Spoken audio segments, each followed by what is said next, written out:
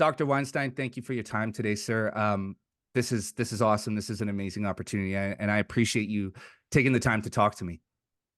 I'm glad to be here. I will just say, I hadn't heard of you, and when your invitation came, I looked briefly at your stuff, and it looked like you were somebody with some insight. And I always think it is important not only to go on the big podcast, but to invest in people who look like they have high potential. So anyway, in any case, it's good to meet you, and I'm glad to be here.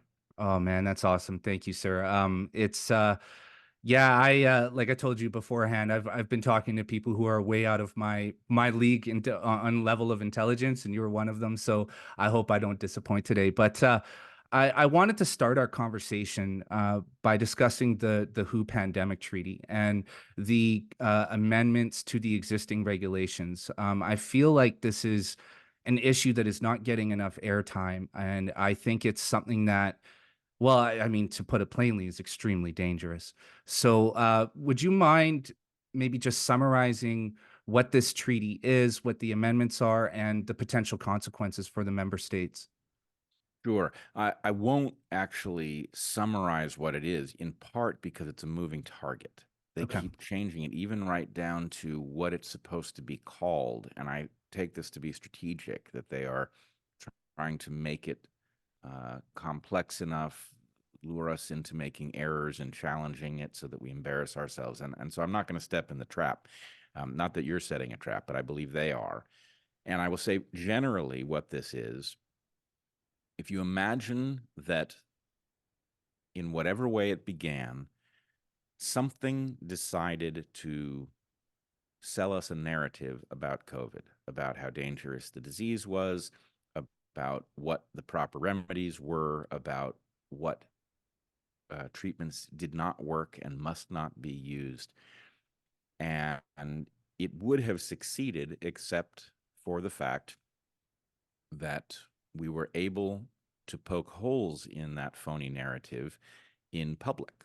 That effectively podcast space was the mechanism by which we broke their control levers, which surprised them because whatever cabal it was owned all of the major media properties, and so it felt certain that it could sell its narrative and there'd be nobody to challenge it. Now imagine that that error was one that those that we outfoxed have now decided never to make again. And so what they are doing is rearranging the rules so that that opportunity no longer exists. And the Pandemic Preparedness Treaty isn't even just a treaty. There are two structural sets of changes moving through the World Health Organization. They are due to be voted on in May. If the member states vote in favor of them, and this is another place where there is ambiguity. It's not even clear what that means. Does everybody have to sign on? Is the EU one entity or many? But these two structural sets of changes, only one of which is treaty-based, will alter the power of the World Health Organization. It will give them the right to declare a global public health emergency based on no criteria. They could literally declare global climate change a public health emergency, and that would give them, assuming that these sets of changes pass, that will give them license to declare the global structure of the response, literally including the ability to mandate onto the citizens of the signatory countries treatments, vaccines. Gene therapy is literally spelled out in plain language inside this treaty. It will be able to prescribe travel restrictions. In other words, all of the things that they sought to accomplish without these structures in the COVID pandemic, they will have the power to just literally issue orders, and the member states will be forced to bring their citizens into compliance. Beyond that, they will also have the ability to censor discussion globally of these things. So we will not even be able to point out what is wrong with the arguments that they are making. So imagine a wish list that Goliath has kept about rules he wished he had access to during COVID to ensure a win. He is now granting himself those rights, and it is not being noticed because the processes of the World Health Organization and the documents in question are so deadly boring and bureaucratic sounding that nobody can bring themselves to look into it and say, oh my God, what's afoot? This is really a kind of global tyranny that is being described, and we have no choice but to derail it. Wow. Okay. So, um, I can think of three scenarios, and you can tell me if I'm right or if I'm wrong here, just to kind of lay this out in plain English for people who may not understand the details. So, say for example, first scenario, we have a another global pandemic, and the World Health Organization sanctions, let's say, a handful of medications or vaccines, mRNA vaccines, and there's a new mRNA vaccine that everybody has to take, a new formulation. Um, they would have the ability to, say, strike alternative medications from probability of use, right? So therefore, ivermectin, hydroxychloroquine, any medications like that, the World Health Organization would have the authority in prohibiting. Am I right there? Yes, but it goes even beyond that. Not Okay. only would they have the right to dictate that, let's say in your scenario, a new mRNA based inoculation was mandated upon the population, and not only were you forbidden to use ivermectin and hydroxychloroquine, but because of language surrounding equity in these new documents, the World Health Organization could literally decide that river blindness mandates that ivermectin be reallocated to some other part of the globe, so that even if you spotted their skullduggery and decided, no, I'm going to take ivermectin instead, and you decided to endure whatever penalties were going to be inflicted on you for refusing the mRNA shot, you might not be able to access ivermectin because it's all been transferred somewhere else for some other public health reason. Wow. So effectively, remember as a child when you learned about, all of these myths that involve a genie popping out of a bottle and giving you three wishes, and every child knows that the first wish has to be for infinite wishes because you'd be a fool to wish for anything else. Right. Um, that's what this is. This is the World Health Organization and the public health tyrants granting themselves every power they could hope for, so that they can mandate whatever they want onto the world population. Yeah, man. And the other scenario that came to mind is one that you actually already brought up, was a scenario where, and we've already seen, climate change be declared a public health crisis, racism declared as a public health crisis, which, to critical thinking, rational people, that makes zero sense how that connection is made. However, it you can jump through hoops and make that connection. But once that connection is made, does that would then give the World Health Organization authoritarian power over how that crisis is managed, correct?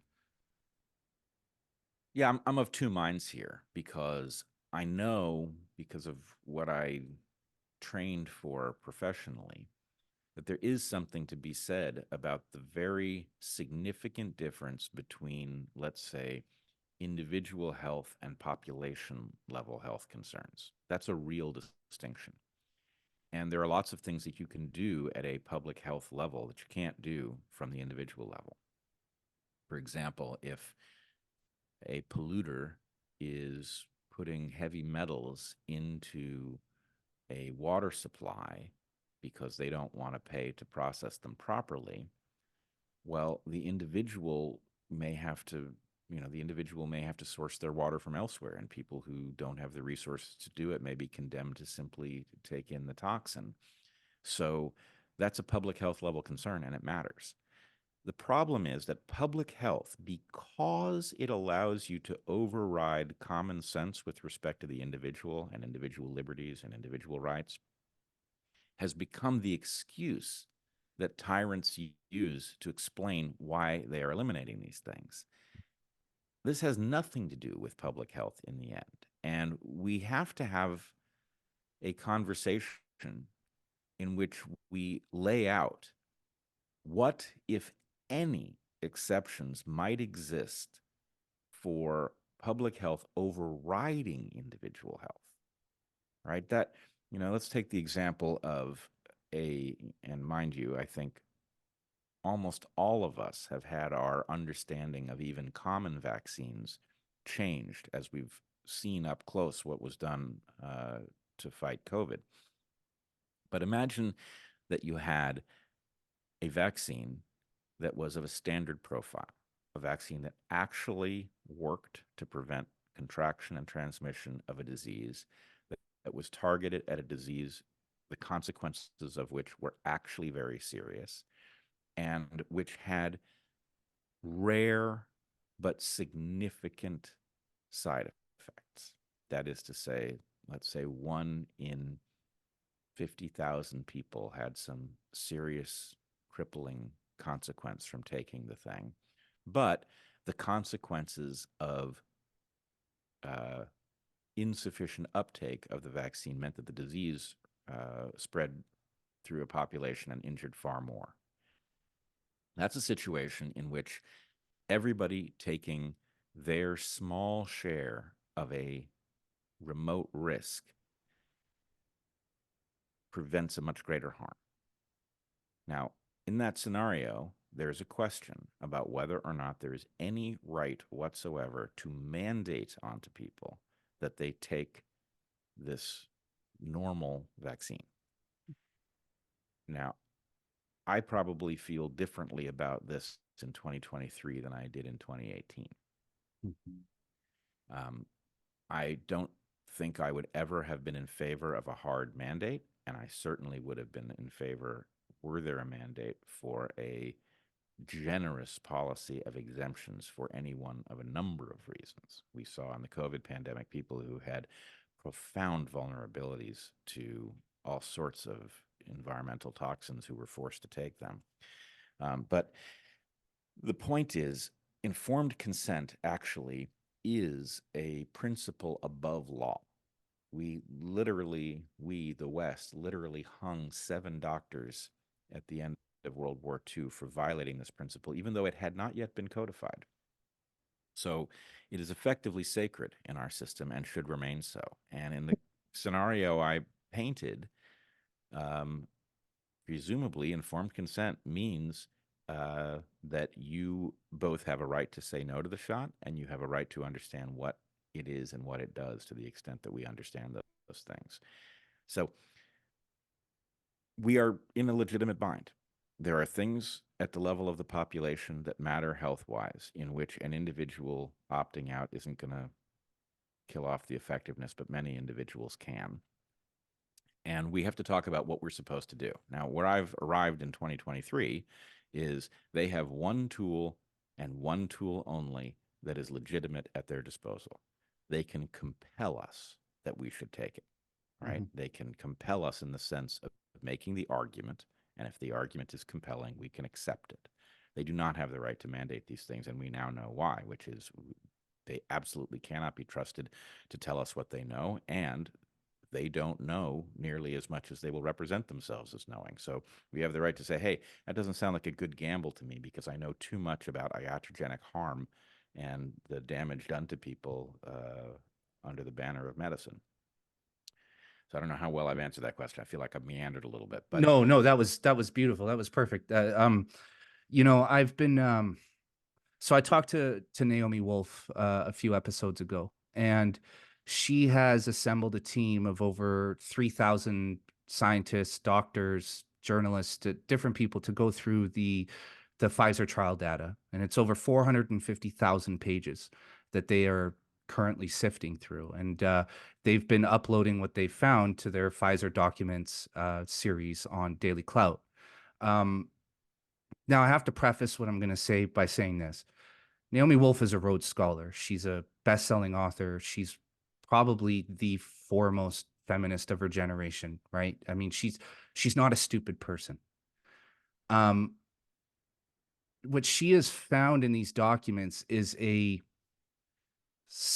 almost singular focus on the human reproductive system and the effects of the mRNA technology on the human reproductive system.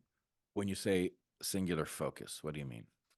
Sorry, I think I'm being a little too I'm being a little too yeah, a heavy amount of focus on the You mean human. that the inoculations concentrate in the reproductive system, or do you mean that those who were studying this were focused on the reproductive system? Those who are sorry, thank you, Dr. Weinstein. That's why I'm talking to you today.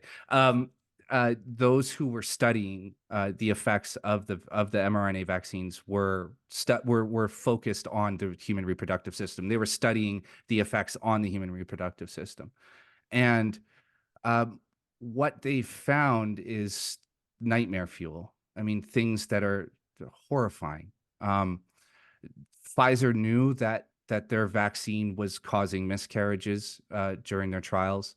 They knew that babies who were breastfeeding from vaccinated mothers were having seizures. Some were dying. Um, they knew that there was some sort of um, effect that the vaccines were having on the male testes and causing them to deteriorate. Pfizer knew all of this, and I asked her very straightforward and bluntly if she felt that knowing what they knew, if the rollout of the vaccines, if there was something intentional in the act, and she said she believes that it was intentional, and that to be blunt, that this is point A in a depopulation agenda. Now, I want to ask you because you're a very pragmatic, practical person. You know, you were a guide for me throughout the pandemic. I listened to Darkhorse religiously. I remember when you were wearing a bandana around your neck and being cautious and socially distancing and wearing your mask. And I watched you slowly transition and become a dissident. And I appreciate the caution and the care that you took in doing that because you understood you had a very loud voice. There were a lot of dum-dums like me out there listening to you who may misconstrue certain ideas if you were to put them out without carefully explaining them. So I want to ask you: is a potential depopulation agenda something you've considered? And if so, what conclusions have you drawn from it? Yeah, of course I've considered it. Here's what there is a toolkit one has to deploy to think about complex scenarios like this one. There's a question of what's possible, what may have happened, and then there's a realm of what is there evidence for. I would say, and then you set a floor of what you believe. The best answer that still remains on the table, the best from the point of view of humanity going forward, is that the people who did this were completely indifferent to the suffering of average people. And I mean completely indifferent, like the kind of person who, if they were late for work, wouldn't hesitate to run down other people to get there a few minutes faster, right? That level of indifference. Is that the same thing as desiring to run over other people? It is not. Is the possibility that they wanted to run down other people on the table? Unfortunately, it is. I'm stunned weekly by revelations of new kinds of harm that we are discovering downstream of this so-called vaccination program. So I'm open to that evidence, but I haven't seen it yet. Mm. So, to my way of thinking, the person who is willing to run down innocent citizens walking down the street in order to get to work faster is sufficient menace to be at the top level of alarm and to be open to the possibility that they are indeed worse than that, that they are intentionally aiming for people. But until I see the evidence, my feeling is, look, I know what the floor is. The best this could possibly be is a total disaster for the population of planet Earth based on the fact that uh, utterly reckless individuals were interested in mandating a highly novel and extremely dangerous technology onto every citizen of the world that they could reach. You Yeah. know, that's a five alarm fire right there. You know, I know four alarms is the top number, but this goes beyond normal emergency. And uh, so there you have it. I'm, you know, at the point I see the evidence that this was intentional, I will shift gears if the evidence is compelling. At the moment, my feeling is, how bad does this need to be before you hold a Nuremberg-like trial and start asking questions of the people who know what this was about? Yeah, I completely agree. I think just what we know in itself without speculation is enough for us to demand some sort of public inquiry, with criminal consequences for the people involved.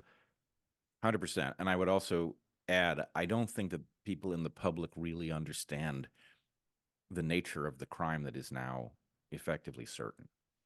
Again, there are crimes on the table of possibility that go beyond this, but the deliberate blocking of the medical treatment of COVID, in other words, the natural process by which doctors would find sick patients in their office and would start treating them based on their symptoms, and that doctors would learn how to treat this disease and would get better at it over time.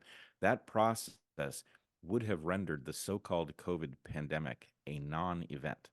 The Mhm. fact is, I believe it is a more dangerous disease than many of my friends in the dissident movement believe, but it is a highly treatable disease, and it is not a disease with a high infection fatality rate. So, if doctors had been allowed to do their job and the public health excuse had not been used to derail them, then we would have had a truly minor event, barely worth noticing, because at the point that you came down with this new disease, whatever it was, you would have immediately been given the wide range of treatments that are so effective at neutralizing the harms of the pathogen. And so imagine, you know, just rerun the last 3 years with a pharmacopoeia full of useful compounds that can treat literally all but the very oldest and sickest people. This would have been nothing. Instead, they used it to reformulate the rules of the world, Yeah. and a lot of people died needlessly. Oh, yeah. This is something I've been thinking about a lot because, as a younger guy, I like to entertain conspiracy hypotheses. Good. Um, Thank you. I've been listening. So, You're one of um, the few. but as I've gotten older, you become a more practical person, right? You realize that, yeah, there are very dark things that happen in our world, but it's not always some deep state conspiracy to, whatever end they're after, right? But you know, I look at what we've just endured, and now as the dust is beginning to settle. And you brought up a very good point. I think maybe about a year ago, but in that, if they were actually interested in treating this illness, they did the opposite of everything that they should have done. And Literally everything they told us to do. Go home. Don't treat it till you're really sick. Don't go for a hike. You know, they wanted us indoors when we should have been outdoors. They wanted us doing nothing when we should have been treating early. They wanted us on ventilators when we should have been treated with antibiotics for a bacterial pneumonia. Every single thing they told us to do was the inverse of the right answer. yeah, and so I mean, for myself, I think about stuff like that, and I think, well, what was the goal then? Was the goal to get us to a vaccine? And if the goal was to get us to a vaccine, then their plan, knowing what they knew in their trial data, was extremely short-sighted. I mean, there's an obvious profit motive there, but they had to have known that eventually people were going to start dying. They had to have known that eventually people were going to get injured. And how were they going to mitigate whatever bad publicity or press came out of that. And look, at the end of the day, the truth is that they control most of the mainstream media. But I guess maybe I'm answering my own question here because you alluded to it earlier. They did not factor in the independent voices. They did not factor in the Bret Weinsteins and the Pierre Coreys of the world, the guys who were willing to stand up and throw it all on the line. And so I guess was that the monkey wrench in the plan? It was. And I think the reason that they didn't anticipate it is also, I would say, fairly clear and pretty interesting, which is we have a hard time. Let me step back a second. Empathy evolved for a reason. And I use empathy in a very precise way that most people would say um, sympathy and empathy are terms that have a vague relationship to each other. I like to define them very precisely in the following way. Empathy is the ability to understand what somebody else is going to do by running the data of their situation through your own computer and figuring out what you would do in their shoes. Sympathy is empathy plus that person is on my team, so I'm rooting for them to succeed, right? So that's the relationship. Therefore, empathy is a tool that is perfectly useful in understanding your enemies. I'm not trying to help Anthony Fauci by figuring out what he's thinking. I'm trying to anticipate his moves so I can block him, but I do put myself in his shoes. But here's the point. Empathy works best when your computer, the thing in your head, looks like the thing in the other person's head. The more different that other person is from you, the less you will correctly anticipate their reaction to things. So if somebody is a psychopath and you're not, you have a hard time understanding what they're going to do next because you don't understand. They have a kind of liberty you don't. They can do things that would, make it impossible for you to live with yourself, and it doesn't phase them. So you don't properly anticipate it. Now, here's the thing. We are clearly dealing with monsters. And I don't mean monsters who are intentionally doing harm, but as I said before, we are dealing with monsters who are unfazed by the suffering that they cause in other people's homes. They don't care that your child may die in your arms and you may be broken forever over it. It does not cause them to lift their spoon in their breakfast cereal just one iota slower, right? It's just not a thing to them. So when you're up against people who don't look like you don't get what they're up to. They also don't get what we're up to. So why did they fail to understand that you would have experts who would be willing to lose their careers to say what was true? Why did they fail to understand the world of podcasters who would endure ridicule, be slandered by, celebrities whose music they've been listening to since childhood, right? Why did they fail to anticipate this? Because they don't have the features of character that caused the good folks to do what they did, right? We are up against people who lack integrity, who lack the capacity to navigate a reasoned argument that has features that work against them. They didn't anticipate a admittedly small group of experts who had insight and integrity and courage because they don't have those characteristics. And it's amazing to me that that's why they screwed this up. That's why they are now facing a world of people who is at least partly awake to what's been done to them, is that they didn't realize that integrity was a real thing. They thought it was like, you know, a posture that you might strike to get laid. Yeah, a virtue that you signal, essentially. Yeah, exactly. A virtue that you signal. So it's a moral defect that was their undoing, basically. And isn't that beautiful? I mean, it That isn't. yeah, Doesn't that just go straight to the Jordan Peterson view of the world, it where does. the monster just simply lacking this feature of character stumbles badly and finds himself, facing the ire of a public that is righteous. It's wonderful Yeah. stuff. It's and while we're on the topic of courage, I want to talk about you a little bit because excuse me, you're a guy who's lost his livelihood twice in the last 10 years. You were a college professor by all accounts, living the good life, doing what you love for a living and teaching young people how to do it. And then you had to leave that role because of I want to talk about that for a second, actually, because I'm a student of history. That's what I've spent most of my life reading 20th century history and maybe a little bit earlier. So I know quite a bit in that realm, and I saw what resembled the Mao brand of Marxism entering Western culture somewhere around 2010 was where it was Occupy Wall Street, actually, where I really saw that happening. But what woke me all the way up was when you were going through what you were going through at Evergreen, and I saw a video of young people walking through the parking lot with what looked like weapons looking for you. And I thought to myself, this is the Red Guard all over again. We're here. We've arrived.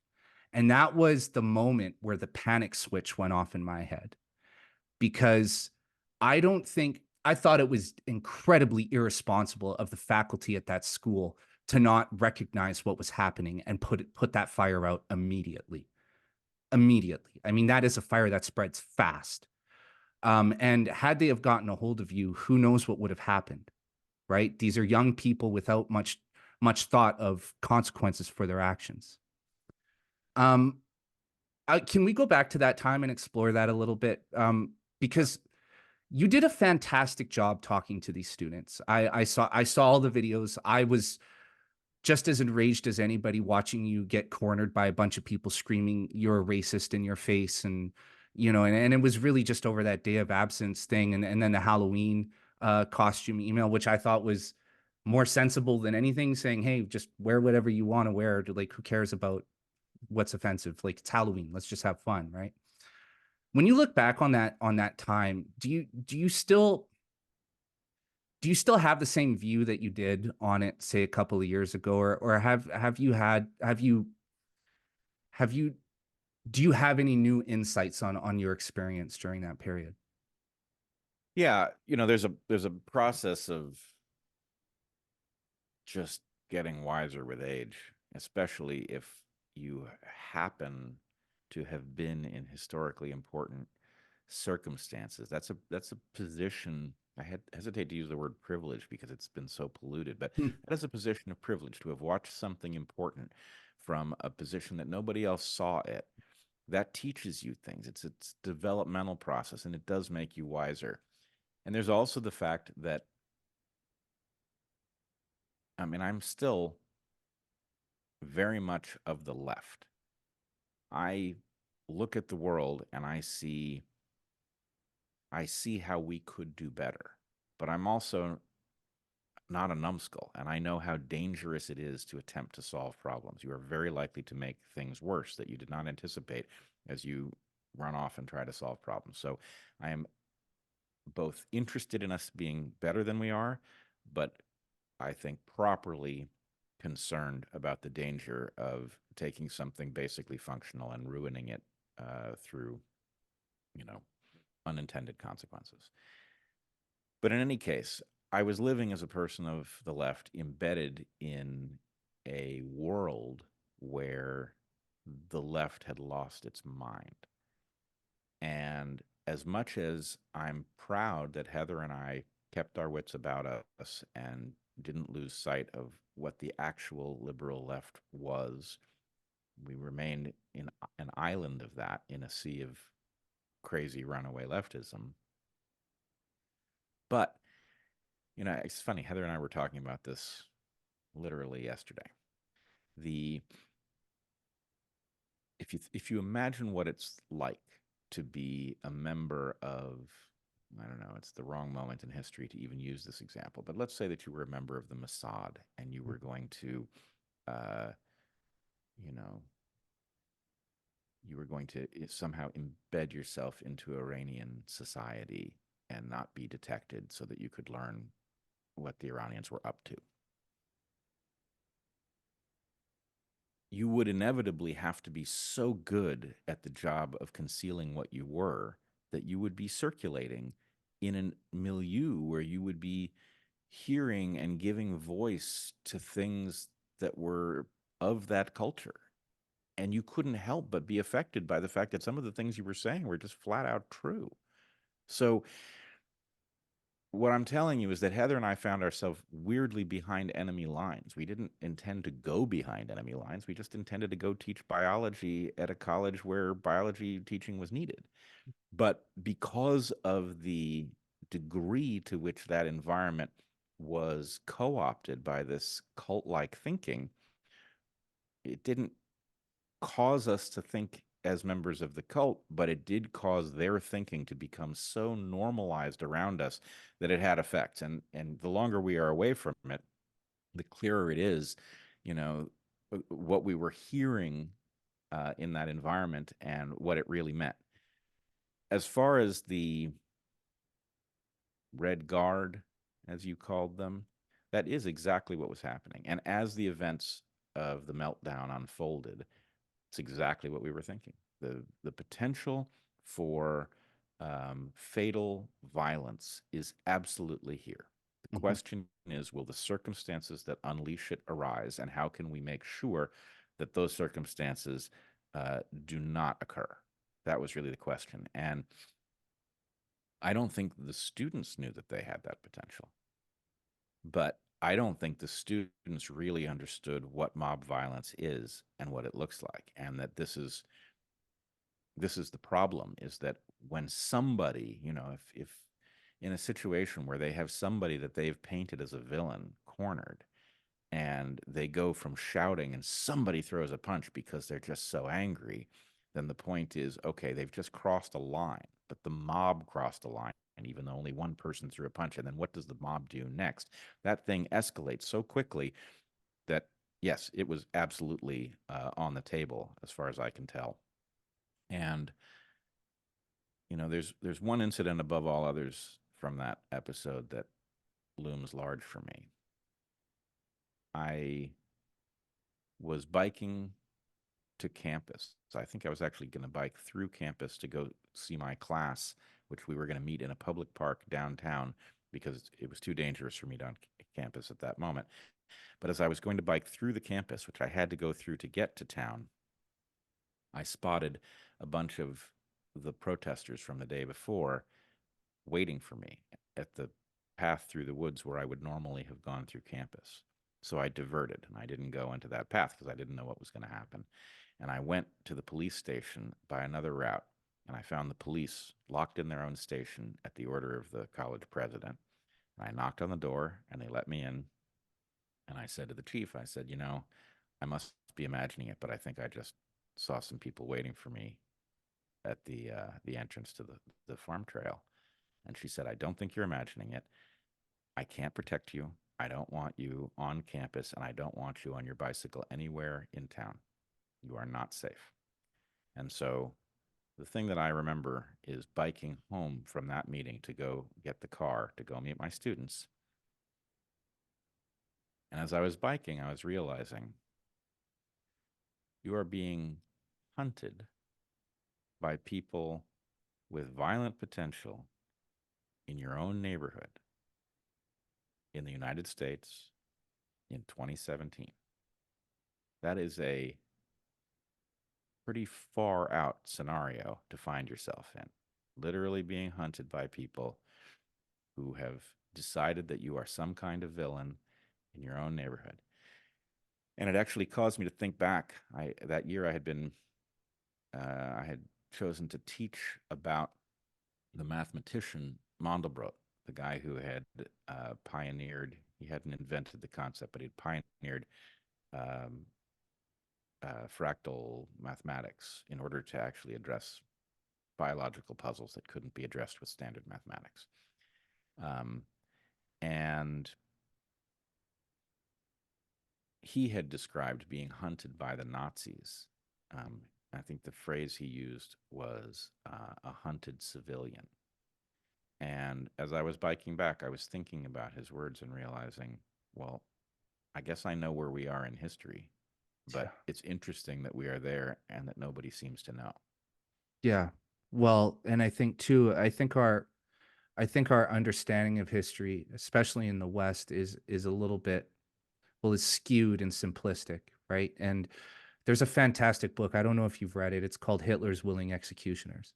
No. And what it's about is how, so in Nazi Germany, the German army, the beginning of the Weimar Republic, the German army are given basically guarantees that they're going to stay, that they are the shadow government, the German army.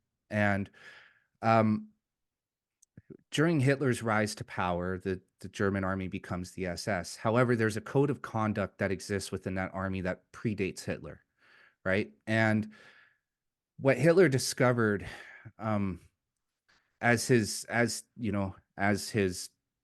fascism was spreading, and as his the fanaticism around and anti-Semitism grew in Germany, was that although the SS were willing to do horrific, horrendous things, there were times where they would draw a line. They were butchers, but they actually had a threshold in certain scenarios.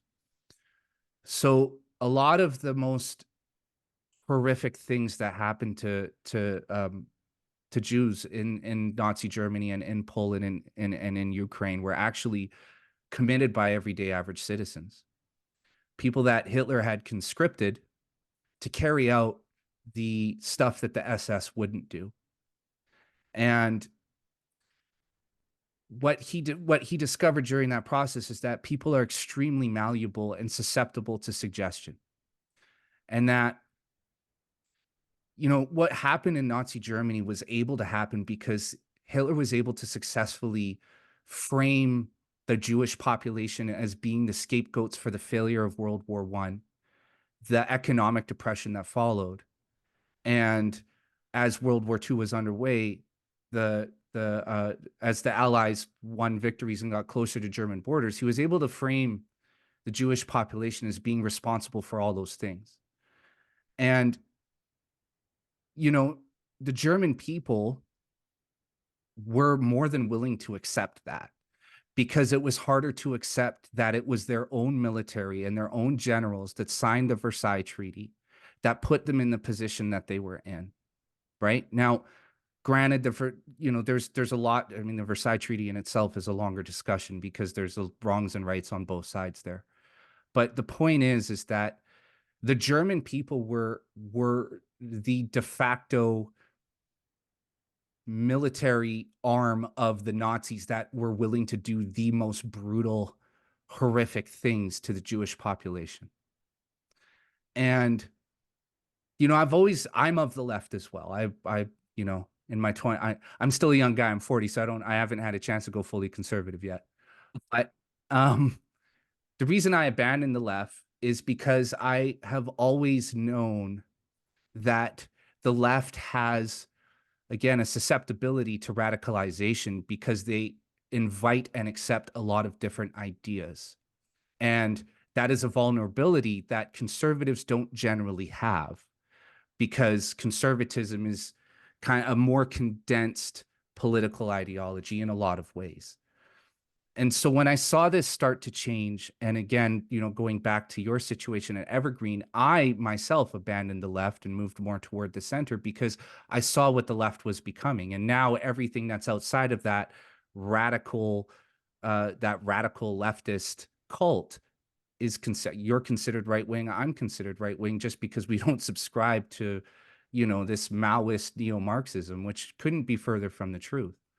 But yeah, I think that the main mistake that we made throughout that entire period and throughout our entire cultural revolution, the one that happened here in the West, was that we downplayed the seriousness of what was unfolding in front of us. And we didn't understand Jordan Peterson's argument against compelled speech when, he's standing on the University of Toronto campus arguing with a bunch of 18-year-olds.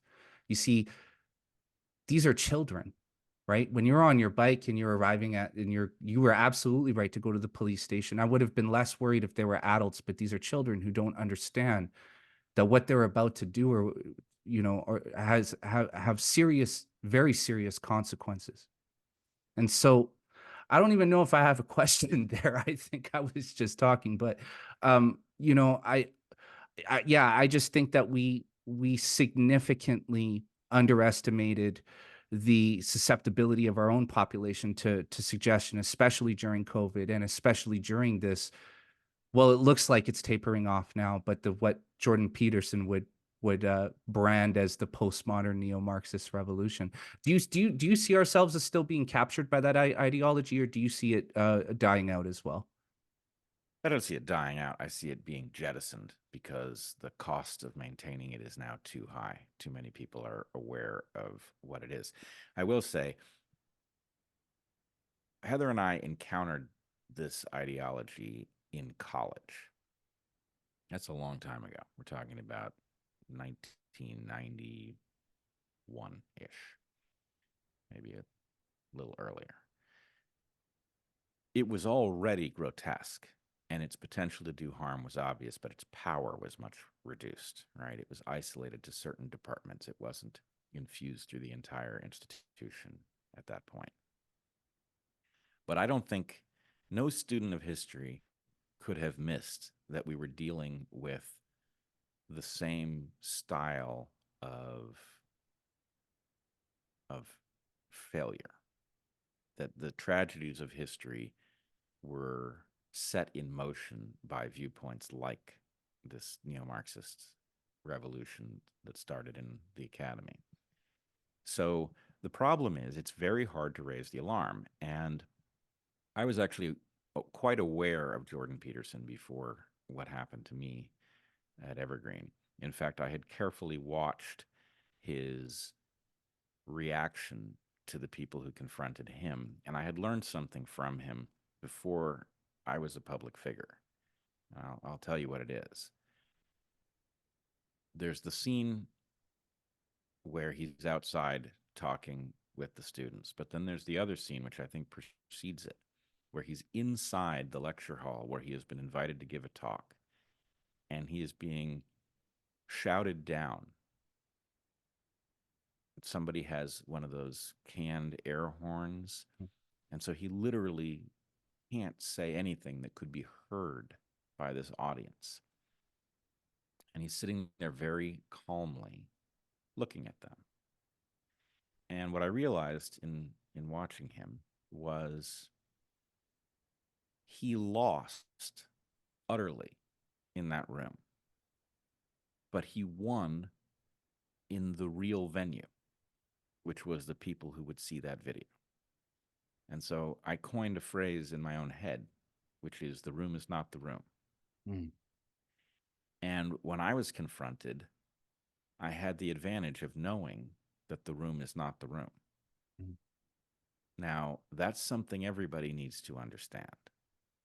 And people have, I think, caught on a little late. I also remember Peterson in front of, I guess it would have been Canadian Parliament, Mhm.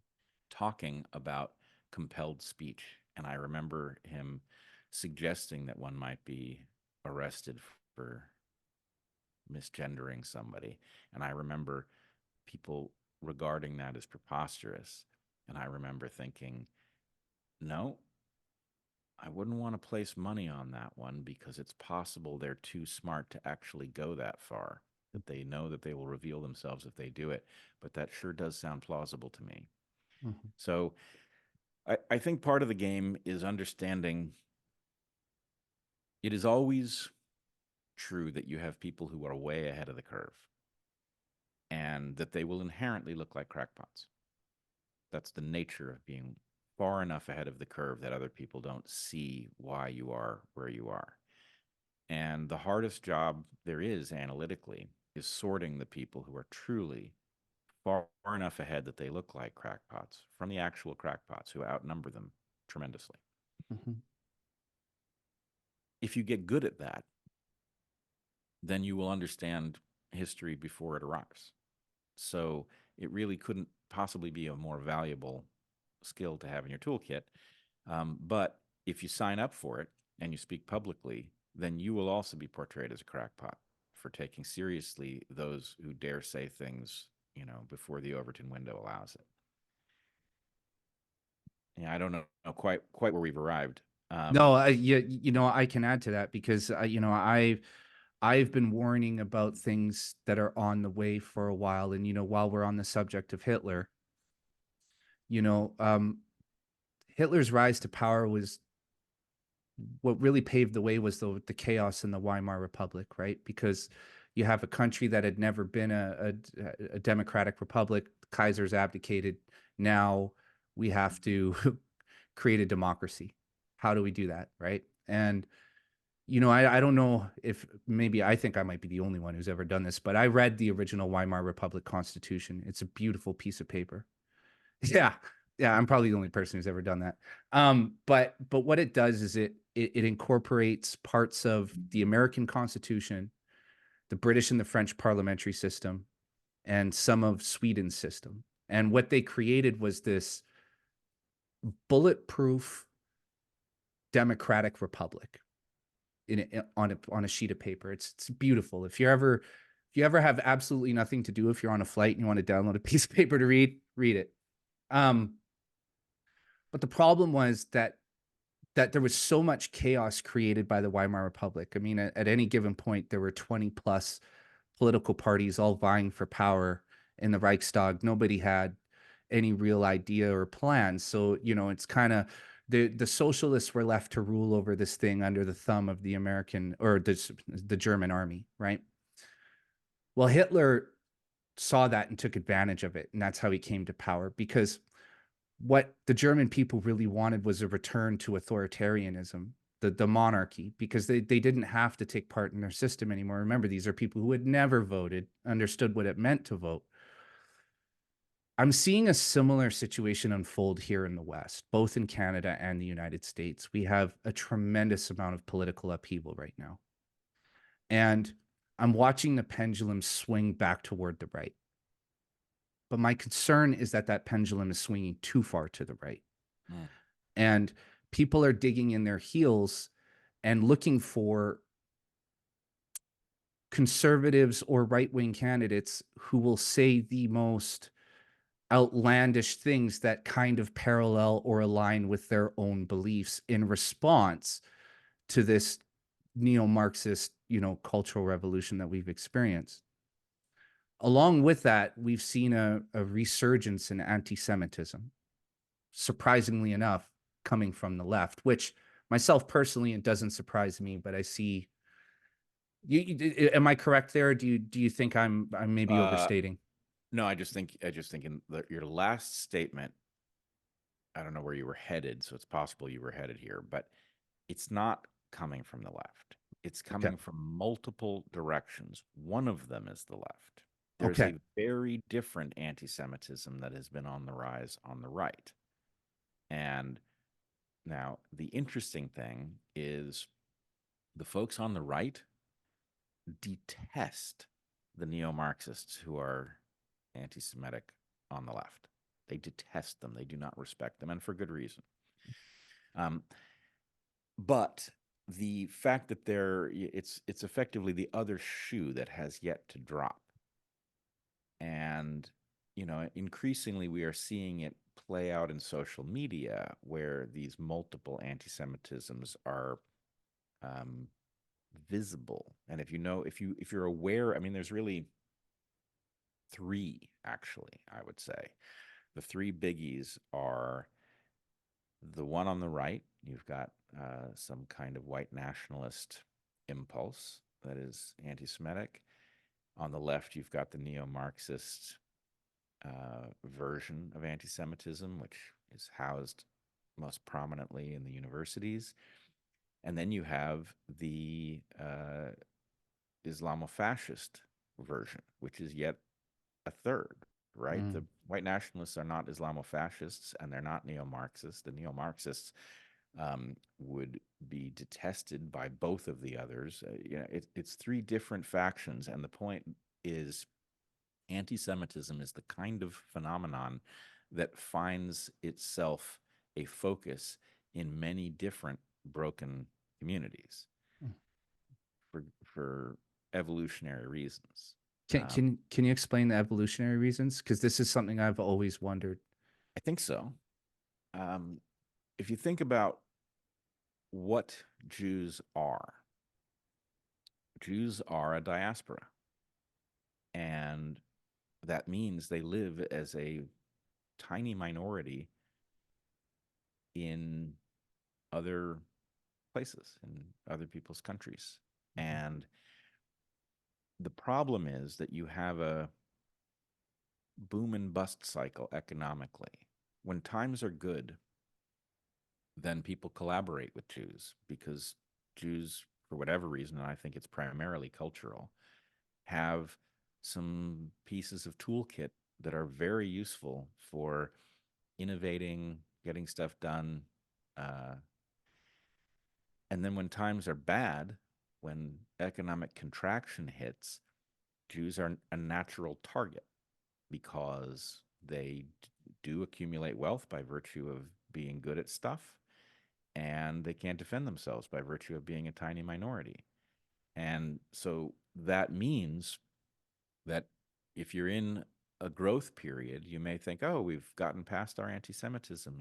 It's done. It's not a thing anymore. It's a minor phenomenon." And then the growth runs out, and suddenly people are looking for who they can target, and Jews are a natural. And I think that's a pattern of history that people have failed to understand, and it is now. Let's put it this way: that was a hypothesis of mine in college. I think it is now more than a hypothesis Mm, because we are watching this unfold, and it matches so well the predictions of that hypothesis that I struggle to find a competing explanation that's worth the paper it's printed on. mm. So it's the threat of the outsider, really. No, it's facultative partnership. Mm, You know, I'm going to end up finding an incorrect analogy just to simply explain what it is. But if you imagine the way the body views its various parts. If food is plentiful, the body may want to grow muscle because it can be stronger and accomplish more with muscle. Every step that you take in the world costs more because you're carrying around extra muscle. But the body may be willing to pay that price because the advantage of having that muscle is just well worth it. When food becomes scarce, the body will look at that muscle as a hindrance, and it will consume it in order to stay alive. mm, If you imagine that this is economics rather than nutrition, then the point is societies like their Jews when there is the opportunity to innovate because Jews are good at it. And then they turn on them when the music stops and there aren't enough chairs. And um, the fact the fact that I knew that intellectually as a college student and now as a middle-aged person, I am watching anti-Semitism arise all around me, and I'm listening to the arguments that are being made, and it's you know they are rationalizing violence yet to come. yes, yes. I spent a lot of time on X just because that's where this podcast lives for the most part, and that's where I get a lot of my information from. And I see a lot of these statements being made, and I feel like I'm living in an alternate universe. I'm like, you don't understand what you're saying. You Yep, know, you're in a trance. yeah. Well, I was explaining to somebody the other day, I said, look, from the moment the Jews leave Israel, they are pursued and butchered over and over and over again. And so if you hate Zionism, you should hate anti Semitism because it is anti-Semitism and the pogroms of the late 19th and early 20th centuries that create Zionism and the drive for Eastern European Jews to return to Israel, right? And the problem I have is that in our society as it is right now, I feel like we have stripped out most of the nuance. And this Israel Palestine conflict, this is probably the most complicated territorial dispute, I mean, of the last 500 years, but I want to say almost human history, right? Because there's no right or wrong answer there. There's no right or wrong answer. Everybody's right for the same reasons and wrong for the same reasons. And so, I'm looking at all this stuff happening, and you can see it slowly evolving. Now, there's also an added danger. And the added danger is that the United States currently has thousands of people pouring through its southern border every day. And a lot of those people are Arabic Muslims who have a deep hatred for Jews in general. And you have a pressure cooker situation where you have a lot of young people who don't understand the nuance, who are out there protesting on behalf of Palestine. And then others who are now in the country who have an irrational hatred for a group of people just because it's embedded in them culturally. And, I saw a video of a bunch of Jewish kids locked in a library. I'm sorry. I'll cut this out, but because I know where that goes. I know where that leads. And I'm concerned because I feel like we should be able to progress. We should have already progressed beyond that. Right? But it's almost like, and maybe you can speak to this as an evolutionary biologist. It's almost like we evolve to a point and then we devolve again. And then we evolve to a point and then we devolve again. Is there anything, am I just being crazy here? Is there anything to that? Or are we kind of stuck in this loop where we get to a certain point where it seems like we're past all this bullshit and then we go back again? Well, I would just, I'm not even correcting your language. I would just say, I think you'd be better off to describe that not as de-evolving, but as a facultative oscillation between modes. And that is exactly what we were seeing. And you are not wrong that we were past this. What we didn't have was a mechanism for realizing it would be back. And that if we want to end that, if never again is to mean anything, then you have to say, oh, it's not that we're now more enlightened than that. It's that the conditions have allowed us to be more enlightened. Right. And when the conditions no longer foster that, it will be back with a vengeance. So I don't know how to do this because I was literally saying to people, it not only can it happen here, but it's going to. And the thing that's going to cause it is the growth running out. Mm.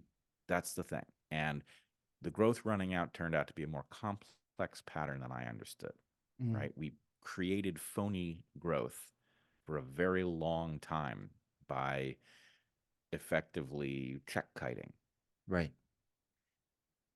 But now it's become obvious that, there are way too few chairs and the music is coming to an end. And some of the people had advance warning that the music was coming to an end. So they're already sitting in the chairs. And the answer is yes, we are headed to a very predictable rerun of the historical tragedies. And we do have a choice, but that choice involves everybody stepping out of the track that their particular perspective has them on, right? Everybody, I mean, this is the conflict in the Middle East is driving me insane because I understand the arguments from the positions that these people are in. And the point is, look, if you continue with the same arguments, you will end up in the same place. Now, if there's no alternative, if the point is, hey, the realists are just recognizing that there is no alternative but to continue this cycle or continue this cycle until one of the parties is gone, which is what I'm afraid is happening here, then okay, then that's just realism. But the point is, no, I think I know better.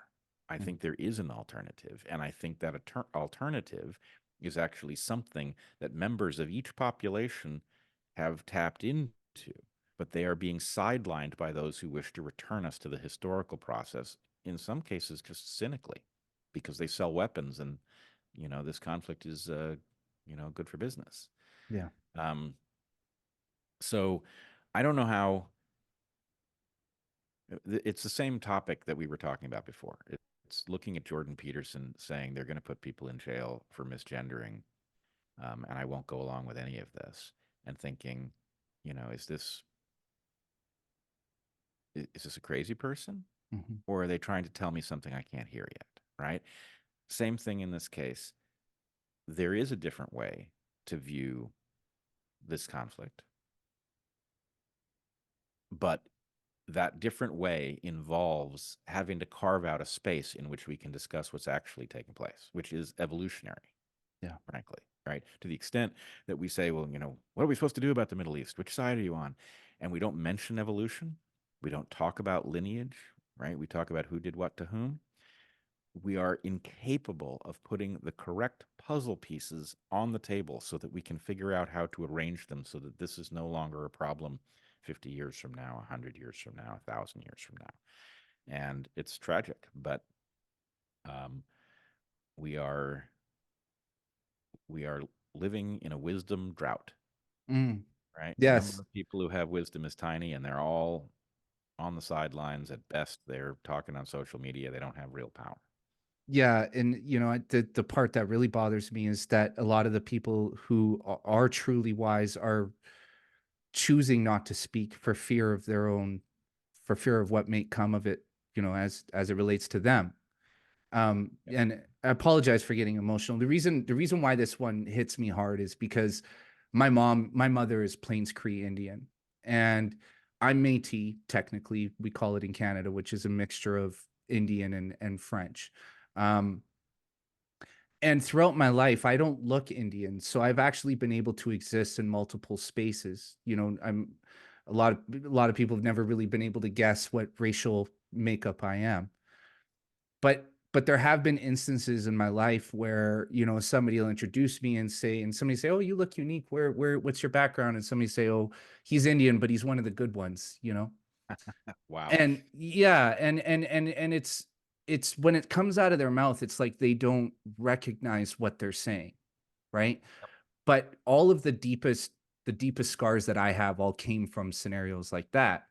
So, I look at, this anti-Semitism that seems to, exist as an undercurrent beneath every society. And, what it must, well, not what it must, what it feels like to have attributes about you that you can't change, and an ancestry that you're born into, but yet is somehow ultimately becomes a reason for people to hate you, or to shut you down, or to throw you away, right? And so I know we're running out of time here, so I just want to talk about one last subject. I want to talk about the World Economic Forum, because this is one that I've been exploring quite a bit lately. I read The Great Reset, a couple of months after it came out. It was the worst read of my life. It's 100-page, corporate brochure for fascism. It's a book that I would normally read in an afternoon, and took me 3 months because it just killed me to read it. It was brain numbing. But I've had this thought lately, and I want to run this one by you, and you can tell me what you think of it. Um, I think that the World Economic Forum is a front organization, and I think they're a front organization for a bunch of different groups. But I think one of those groups is the Chinese Communist Party.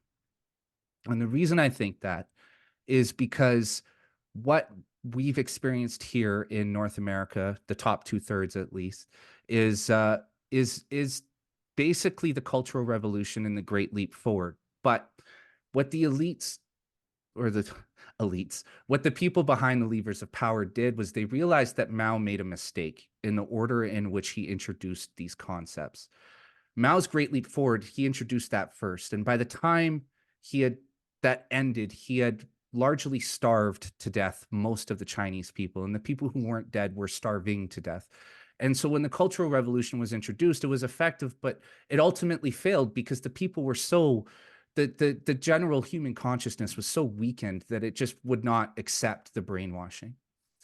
And what I've seen happen in the West is a reversal of those. Is that our cultural revolution occurred first, and we are about to enter into a great leap forward under the cover of climate change. At least that's the way I perceive it. I want, I guess I want to ask you, have you put any thought into this, into China's involvement with the World Economic Forum, with the World Health Organization, and if you think my hypothesis, what you think of my hypothesis? I think your hypothesis is excellent. I haven't heard it anywhere, and I haven't thought it in that way at all. What I have thought in parallel is that we are permanently back on our heels because it's very hard to get your mind to stop thinking in terms of nations and political parties and, the familiar entities that circulate in the world and adjust the way power is wielded. Those things are now more misleading than they are informative. So, what I've looked at is the Democratic Party, of which I guess I'm still formally a member. Um, I am the world's most reluctant Democrat. But the problem is, I look at the Democratic Party, and in particular, I look at the DNC, and I see it as an utterly mercenary, authoritarian organization that has not only no patriotism to it, but if anything, I detect the opposite. There's an antipathy to the structures that make the US a special place, Mhm. right? The things that make us great are galling to the DNC, and it is constantly working to unhook them. Now, I don't mean to let the Republicans off the hook. I have long despised the Republican Party, but the Democratic Party's collapse into monstrousness is more personal to me because I once upon a time believed in these people. And where this gets back to your hypothesis is much of what we do makes no sense from the point of view of advancing our national interests or even adjusting the nation in the direction of some set of beliefs and principles that the blue team holds. It looks like we have just simply been sold to the highest bidder with no restrictions on who is allowed into the room. In other words, to the extent that Pfizer can bid on the right to parasitize the American public, so too can the Chinese Communist Party, because really it's just a question of who's willing to spend more in order to adjust American policy. Surely our enemies have noticed that we have a completely corruptible political structure, and that to the extent that they want to hurt us, the expensive, difficult, and dangerous way to do that is to send an army to fight us, right? The obvious bargain is to just get us to hurt ourselves by buying influence over our government and causing the government to instigate it. So I do see, um, obviously, I don't know what goes on in these conversations. I don't know who's present. I have yet to hear anybody tell me why our enemies abroad would not have bought influence over this system. I don't see some set of prosecutions where they've attempted to buy influence and have been discovered. So either I'm to believe they just didn't think of it, didn't try it. What am I to believe? There's no plausible story in which our enemies didn't decide to, even if they had to build corporations in order to shield the fact that they were actually buying influence in order to get us to harm ourselves, it would be the obvious move. And I hear no discussion of it. So my sense is if I look at the Democratic Party and I think, oh, yes, these are a group of Americans who believe we should, be very concerned about climate change and that, abortion should be allowed up until the moment of birth or whatever the collection of beliefs that Democrats are supposed to hold are, it doesn't map very well. But if I imagine, oh, this is a collection of interests hostile to the rights of Americans who have come together because of their shared desire to push that entity in the direction of American self-harm, that makes a lot of sense. That would explain what's going on the southern border. It would explain the the subservience to the COVID tyranny. It would explain virtually everything. Mhm. So, is the DNC the WEF? No. In fact, I don't really know that either of them are meaningful organizations. Probably it would be smarter for the real organizations to remain obscure, and for us to have a cartoon villain in Klaus Schwab to imagine he's pulling the strings and stroking a white cat or whatever we're supposed to think about him, so that, if it comes time for torches and pitchforks, we go after the phony rather than whoever it is that's actually setting our course.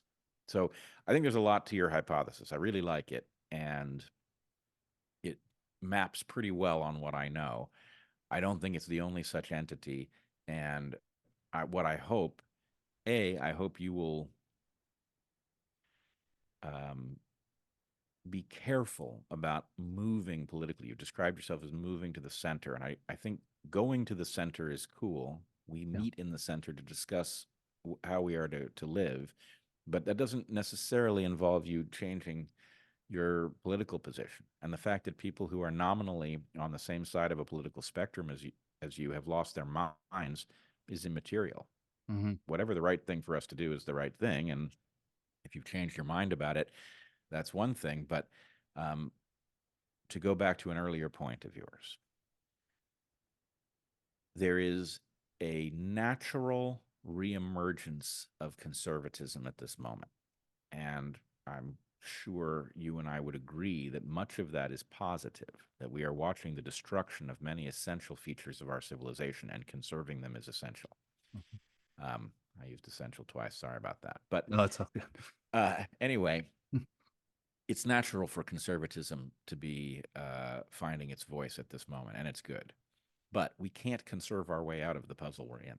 Yep. Can't be done. And worse, we can't go backwards. A Mhm. reactionary impulse isn't going to work either.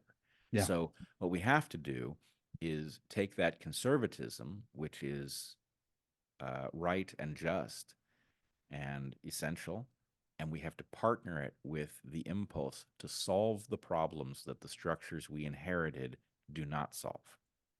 Dangerous. I agree. The conservatives are right to be frightened of the unintended consequences of solution making, but we don't have a choice. We have problems based on the novel world we live in, and the answers are not in any Bible any of us own. Yeah. They're just not in there. Yeah. So we have to go forward. We have to not destroy what we've got, but we have to be ready to figure out how to solve problems we don't have the solutions to. And that's not a simple puzzle, but with partnership, it can be done. Yeah. Well, in Canada, we're in a very tough spot, obviously. I mean, everybody knows the disaster that is the Trudeau government up here. We have swung all the way to the hard left. I mean, myself, I'm originally from Vancouver and I moved my family to Alberta last year because of how far left we're swinging. And again, I'm a guy who's from the left, and nothing about my values or my principles have changed. I still hold the same liberal values that I did years ago. I think what has changed about me is in recognizing how easily manipulated those principles and values can be, and how easily the people can be when that manipulation is when that how easily the people can be manipulated when that manipulation is applied. And so I've moved back toward the center, just being a little bit more of a moderate, because I just no longer want to be tied to any specific group or any ideology, because I've just seen how they've run amok in our culture, right? And in the United States, you all are fortunate because you have a very plausible candidate right now in Robert F. Kennedy Jr. I think he's the best thing for the United States. I think he's the best thing that's happened to the United States in a very long time. In my opinion, he's the only guy in both Canada and the United States not playing politics. Seeing Canada right now, our only hope in potentially getting out of this mess we're in is in the Conservative Party and Pierre Poilievre, who is the leader, who I'm not sure, but maybe you've encountered on X from time to time. Problem is that he's a politician. He plays the game. So you can't trust anything that he says because he's just another cog in that wheel. Whereas with Bobby Kennedy, you get the sense that he's not playing the game, that he truly does have his country in mind, that he's not completely self-serving. And I guess we'll close on that. How do you feel about Bobby Kennedy and his prospects of becoming president? Yeah, well, I know him pretty well, and I agree with your analysis. I do not think he's playing politics. In fact, I think he's putting his life on the line for uh, values that he states very clearly. And what's more, I don't know anybody who knows him in person who disagrees with this. He appears to be a completely genuine, I mean, he's a flawed human being, Mhm. but he is genuine in what he is pursuing, and I think he's a very honorable person. And I'm very much hoping that he can beat the many hurdles that will be placed in his way to prevent him from getting there. I would go back to one other thing, though. Um, let's sort out this left-right thing. I Okay. agree with you that the center is an important place, not because the center is where the right answers are. I really just don't believe they are. Mhm.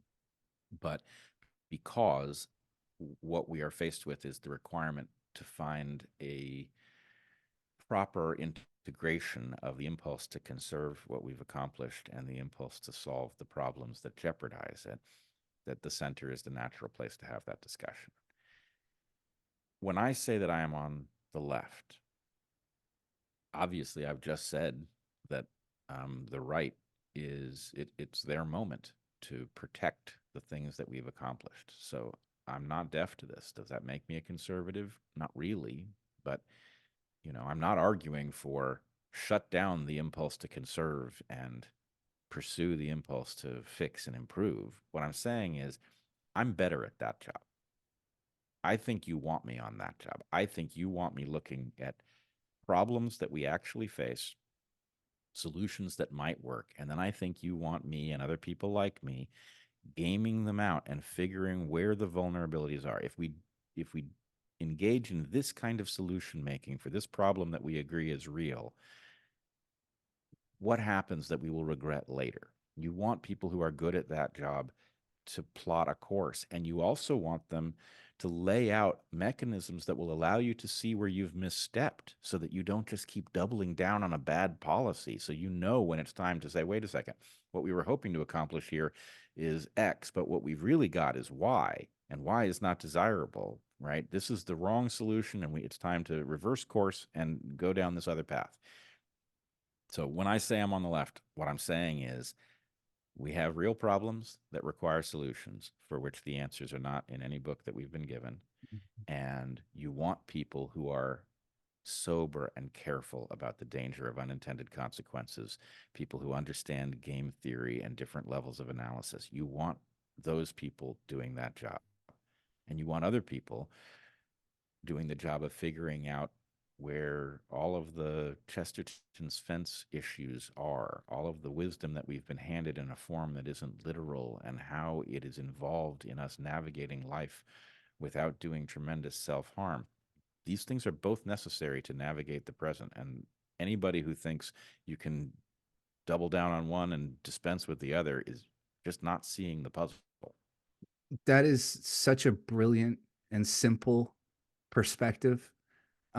Because it's funny, I always associate right and left with, team sport, right? If you're on the left, you want your team to win, win, win, win, win. And I have labeled myself as being in the middle because of that very principle you just outlined. Recognizing who is the best person for the job, putting the person in to do the job, and then you contribute in your way to that job. So regardless of who's leading the charge, everybody's doing their part, right? And sometimes it's the left that leads, and sometimes it's the right that leads, just depending on what the requirements are at the time. And man, let's end on that, because that is such a. I know you're probably confused as to why I think it's so refreshing, but it's because we always view this as we have to win. One side has to win this contest. And if you're on the left, you always want the left to win. If you're on the right, you always want the right to win. And we have to let whoever is right for the job do the job at the time. And I don't know if I'm doing a good job of explaining this, but Well, it occurs to me as you're saying it, there's an analogy here.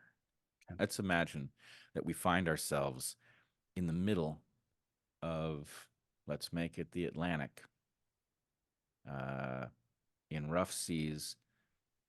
There's water pouring in through a leak in the hull. The ship is dead. We don't know where we are, what direction to head, and how we're going to power our way there. First priority is to plug the leak. If we sink, nothing else matters. So there is an argument for this is a ship. It requires the water to be on the outside, right? But imagining that we can solve our problem by keeping the water from flooding in, no, we can't. Actually, we have to figure out how we're going to go in a direction. We have to figure out which direction stands the greatest chance of allowing us to save our lives. And we're going to have to figure out how to go in that direction because nobody's coming. mm, So I think that's where we are. And uh, let's put it this way. At the moment, because conservatives see their role so clearly, and they are quite accurate in the necessity of them doing their jobs at this moment, it is harder and harder for them to see the value of, I hesitate to use progressivism because it calls to mind a bunch of idiots who don't know anything about how to accomplish anything. But it is easy for conservatives to miss the importance of progressivism at this moment. But I would say at the point that they rediscover it, it is essential that they realize the progressives that they want doing the job that progressives do are progressives that are correctly terrified of the danger of unintended consequences. mm, Right? You don't want anybody else doing that job. Anybody who thinks, oh, I know how to solve this and I'm just going to do it, that is somebody who's putting you in danger in a complex system because nobody predicts these things well. So you have to do this in a way that's extremely careful, that knows that your next step could be on a slippery rock and that you could tumble off into the abyss. mm. So you have to step very, very carefully. And Abs- yeah, I think that's where we are. absolutely. So, okay, one last point. Unity 2020 was a brilliant idea. I think America missed a gigantic opportunity with Tulsi Gabbard. Um, we have two candidates in the United States who are effectively, I would consider Trump an independent as well. He's on the Republican side, but he's not really a Republican. Yep. Now, I don't know exactly how you feel about Trump, but how would you feel about a Trump Kennedy ticket? I know Kennedy's already struck down the idea, but I personally believe that if you had Trump on the economy, foreign policy, and you had Kennedy on environment and everything else, I mean, I think that's a winning team. I mean, what would be your perspective on a scenario like that? Well, I want to step carefully because there are an awful lot of people who are banking on Trump's success to save us. I don't think he's capable of doing it. And, you know, there are lots of negative things you can say about Trump, but what I've just said is not negative. This is a job that is almost impossible to do. And Trump did something remarkable in getting elected. He demonstrated that our system is open to an outsider who can play that game. But the characteristics that made him capable of that, I believe, are pretty close to inconsistent with the characteristics necessary when you get into that office. Hmm. So I'm hesitant about the idea of a Trump Kennedy ticket because I don't think it's the right ticket to do the job. If I thought it was the right ticket to do the job, I'd embrace it in a heartbeat. That said, obviously, if you raise this in the context of Unity 2020, if these two gentlemen had made a deal where they agreed to a power sharing partnership in which they had to reach consensus between them in order to navigate, except in the rare circumstance where they couldn't, then it takes care of a lot of my concerns about anybody, really. You know, if you put any two people who have patriotism to them together, then the point is their blind spots are going to be much reduced because what one can't see, the other can. So anyway, I'm talking around this, unfortunately, but my real point is I don't think that's the right way to accomplish this. Mm. And it's not to say that I can't imagine that we would find ourselves choosing between that and something else, and I wouldn't choose it. I would, but um, but we're still early in this process. I think we can do better than that, and that means I've said it elsewhere. I don't think Trump is the right guy for the job. I don't know that anybody can do it, but if someone can do it, I believe Bobby Kennedy Jr. is the guy who has the skill set and the ability to put his own interests aside and all of that. Um, but I I'm open to any possibility, and I'm deeply concerned that those who wish to maintain their illegitimately hoarded power understand what the threats to them look like, and they're actually very concerned about Kennedy for good reason, because I believe he will do what he's told us he would do in office. I think he's the only one who would govern from pure heart and pure mind. I truly believe that. I think he's the only one who has the future of his country in mind. He's the only one. I saw a very good speech from him um, in Memphis. He was at the Libertarian Freedom Fest, and he's no libertarian. I'm no libertarian, but I felt myself very welcome in that environment. And he said he said something that he just stated it, right? He said to this audience, he said, there are fates far worse than death. Mm. And I believe in his heart of hearts, he believes that his life experience has written this into his core, and that is the reason that he is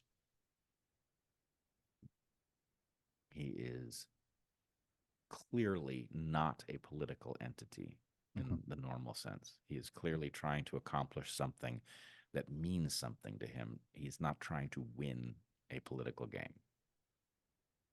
That's beautiful. Um, Dr. Weinstein, I would love to talk to you again sometime about solutions because I think we spend a lot of time talking about problems and things that we're facing. I've heard you present solutions before, and I think some of your solutions are bang on, exactly what we need. And I would love to do this again with you sometime. I'm sorry I cried. I had no intention of that happening. Dude, I don't know why you're sorry you cried. I mean, look, I think frankly,